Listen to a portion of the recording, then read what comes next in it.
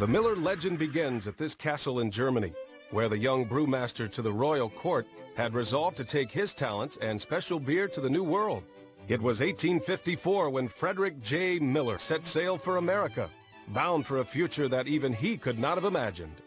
He brought with him his skill, his ambition, and in his pocket, his own special strain of yeast.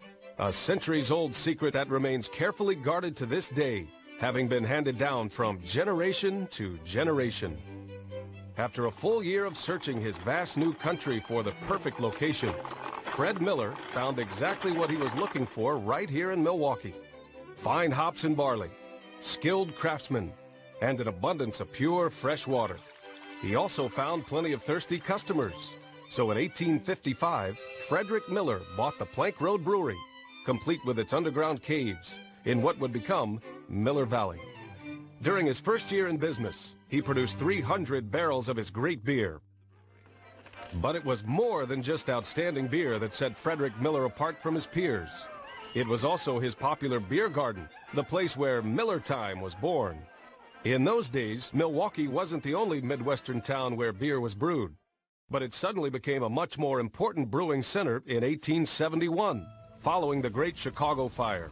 Milwaukee rose to the occasion, sending relief, comfort, and beer to help Chicago through its disaster. By the 1880s, Frederick's growing brewery was rolling out nearly 80,000 barrels a year. Business was booming, and in 1886, Miller opened a brand new brew house, the same historic brew house you'll be walking past today here in Miller Valley. His place in brewing history was secure, his legacy profound, and in 1888, Frederick J. Miller passed away at the age of 63. Upon his famous father's death, Ernest Miller took the brewery helm, and remarkable progress continued. In 1903, even before Henry Ford had one for cars, Miller launched its own assembly line for bottles right here in Miller Valley.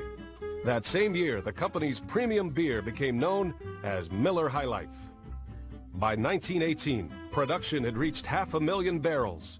But the next year, progress came to a sudden stop with the advent of Prohibition. Most beer companies just disappeared, but the Miller family continued to innovate, introducing non-alcoholic beverages like lemon soda and malt syrup. And sure enough, when Prohibition was repealed in 1933, Miller quickly became more a part of the American scene than ever before.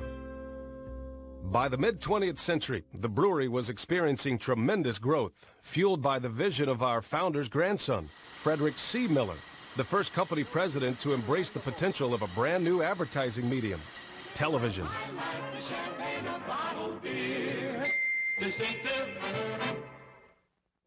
The brand continued to grow, and in 1969, Miller was sold to Philip Morris.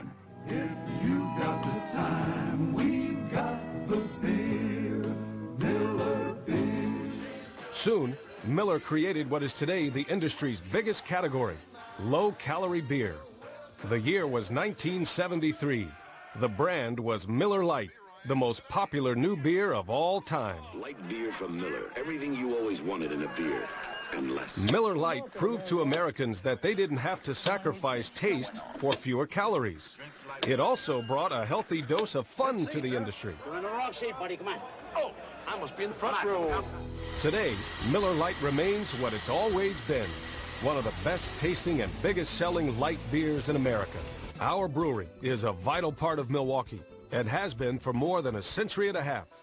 We are proud of our community and determined to keep our founders' commitment alive. They say Frederick Miller's desire was to be more than a great brewer, leader, and innovator. They say what he really wanted was to make the whole world feel like his personal guest.